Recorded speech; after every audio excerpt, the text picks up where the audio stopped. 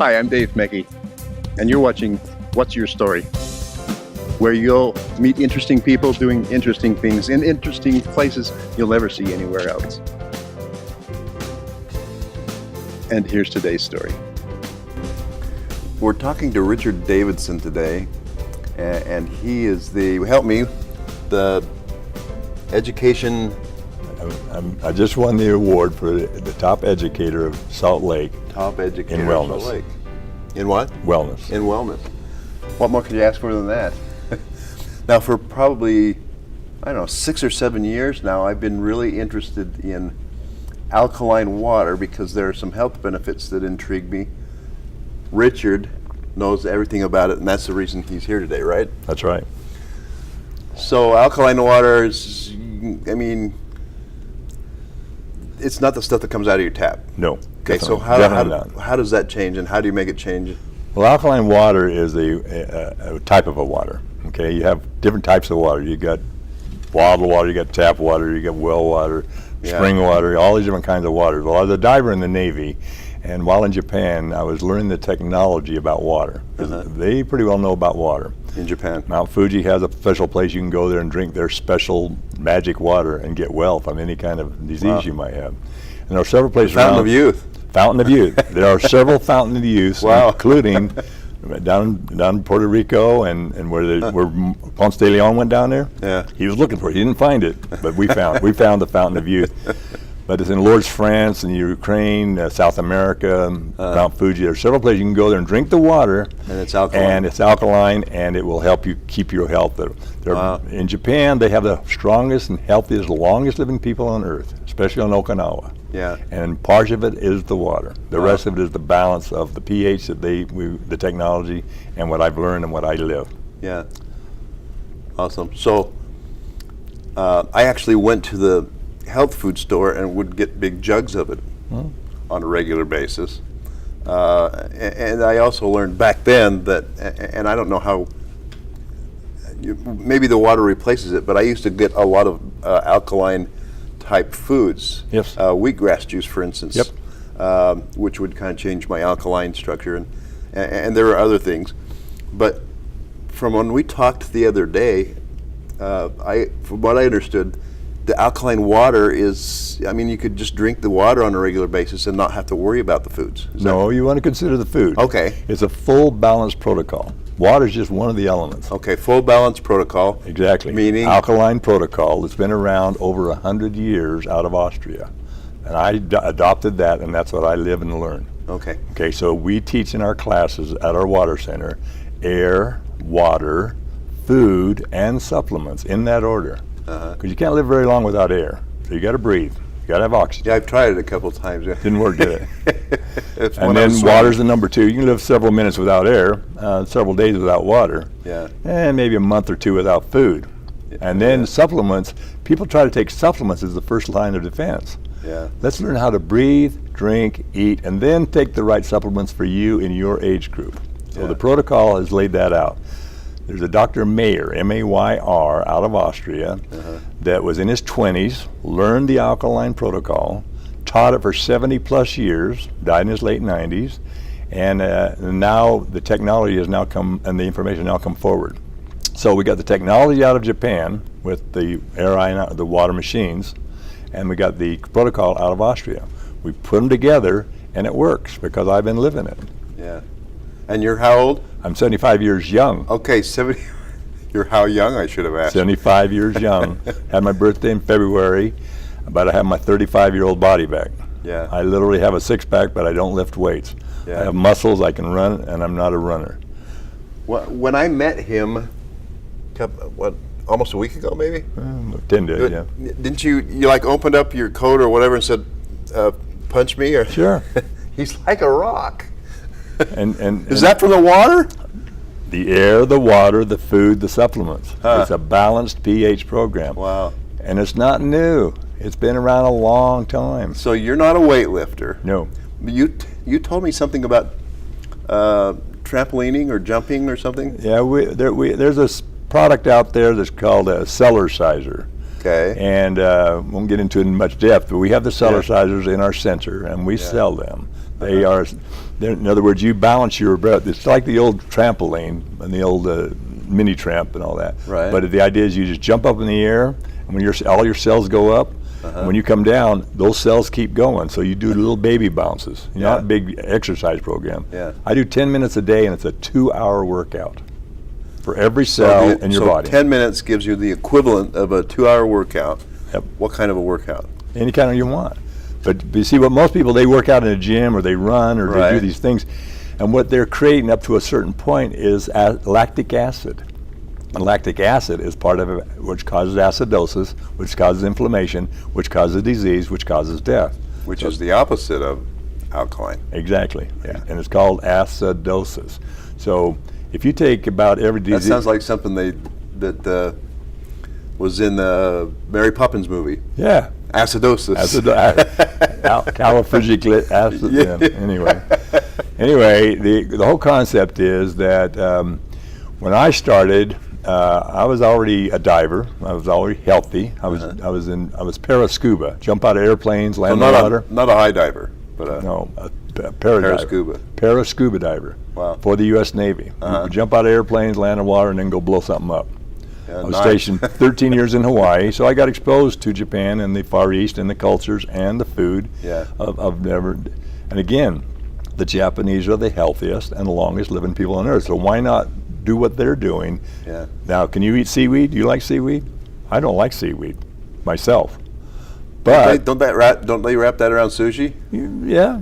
I love sushi. Yeah, that's fine. That's fine, and that's one of the good things. Yeah. But if you take all their things that they do everything alkaline. Yeah. That's the bottom line. They didn't know that at the time. Yeah. But they live an alkaline lifestyle. Just worked out. It just worked out. Yeah, that's great. So then they brought the technology of the water, which was actually started in Russia in the 50s. They picked it up in the 60s, developed the machines. They got the machines in the 70s and 80s over there, very expensive to make alkaline ionized water. Yeah.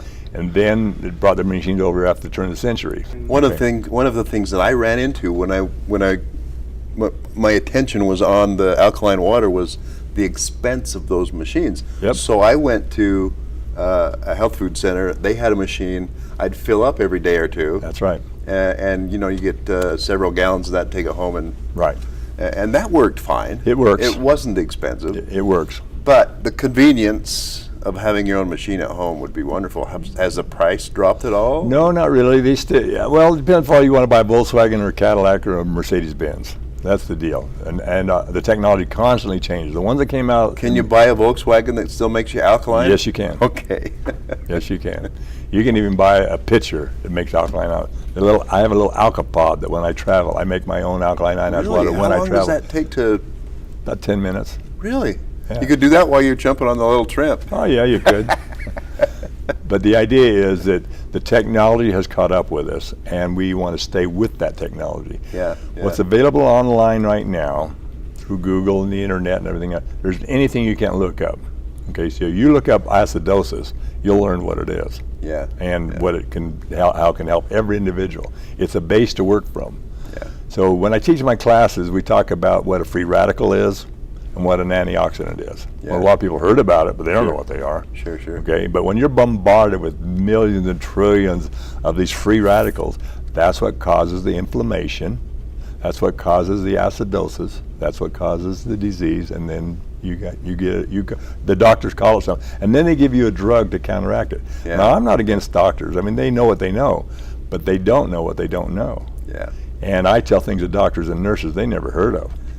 I struggle with pharmaceuticals up to a point. I mean, for emergency medicine, I see the value a lot more than I do, for a lot of the other stuff. Yeah. But well, my emergencies that come from people do surgery. Yeah. If you're cut open, they're going to sew you back together. But to have a pill to sew that back up, that doesn't work. Yeah. So it's very limited. And every pill, every drug that's out there is acidic. Yeah. So the whole balance of pH it's evolved. Like I say, it was taught early by Dr. Mayer over in Austria. He developed the protocol itself, and it worked. It worked for him, and it worked for all the people over there. People would pay thousands of dollars each week to go there, and he would guarantee them that he would cure them. Now, we can't use the word cure in the United States, but over there, he can, and he did. Yeah. When he passed away several years ago, a young doctor took over the center and actually put out a book called The Alkaline Cure. And I use that in my classes and in my curriculum because it's already, it's got the technology, it's got the studies, it's got the proof. I'm the walking proof, but that's the physical book proof and the studies that it works. Yeah. And it works for everybody. Let me ask you something.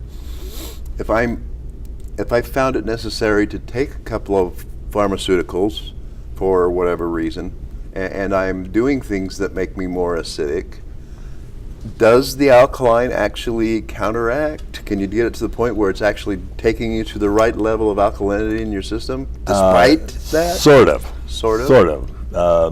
How I explain that when I teach the classes, if you take the pH scale goes from 1 to 14. Okay. 7's in the middle. Yeah. Above 7 is alkaline, below 7 is acidic. Okay. Okay.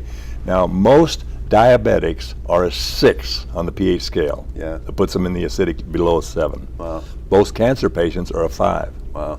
Carbonated drinks is a 2. Carbonated drinks is 50,000 times more acidic than water. So if you drink You wonder why people are getting sick drinking that stuff. They do. In addition to that, They're getting acidosis. yeah, and in addition to that, or maybe it's part of it, the high fructose content, Yep. high fructose corn syrup. Yep.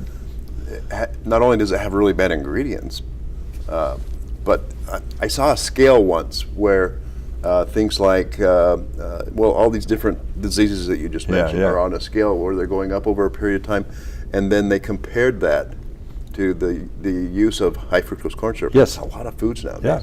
And it was almost identical. Yeah, exactly. Well, you got to remember that when man took the sugar cane out of Hawaii and started heating it and processing it and made white sugar, what they created was crystallized white acid. Wow. Crystallized acid. You can eat the sugar cane, good for you. Yeah. You process and get it heated up and then eat it that way, that's acid. So sugar's but your body can handle sugar. Not a lot, but it can handle sugar. Yeah. It was designed that way. That's Yeah. where the energy gets converted and that's where it gets. That's okay, but not a lot of it, number one. And the type of sugar or neutrals that you put in your body is very important. Yeah. But the more important thing is your body can handle a little caffeine, your body can handle a little sugar, your body can handle things. It was designed that way. It wasn't designed for carbonation. Yeah. Your body doesn't know what to do with carbonation. Yeah. All it wants to do is get it out. It wants the H2O that you put in there, not the carbonation. So going back a little bit again, Yeah. we started talking about, can we convert that acid that's in us to where we're in a safer level by using alkaline water? Okay, well, I refer to the 30-to-1 ratio. Okay. Okay, if you take something that's acidic, it doesn't matter what it is, Yeah. you have to take 30 of something else, alkaline, to counteract it. Okay. Food, air, water, thoughts, everything. 30-to-1 ratio. I used to just tell you that was for the water and for the drinks and the cola, but now I've determined that it's just about everything. Yeah. So the more acid you put in your body, the more acidic you're going to be, and you're going to get acidosis. So if you take about every disease you've ever heard of or any symptom you've ever heard of and put it on a long parallel line from colds to cancer, Yeah. and they got names for them, they got drugs for all those. Yeah. Then you take a paradigm shift in your mind and get above that line and think acidosis. Yeah. Google that, learn what this is. This is the problem. Yeah. Yeah. To counteract acidosis or acid in your body, it's to go alkaline. So is this good stuff or what? So we actually decided in the last couple of days that Richard should do a weekly show with us. Are you on board? I am on board totally. Okay. So I'm not sure how far out, but coming soon, you'll be able to get this information and more to become healthier, to become alkaline, and you've got a lot of other stuff besides just the alkalinity that he can share all this stuff with you on Videozine right here. Thanks for joining us today. Appreciate it. You're welcome. Appreciate it so much.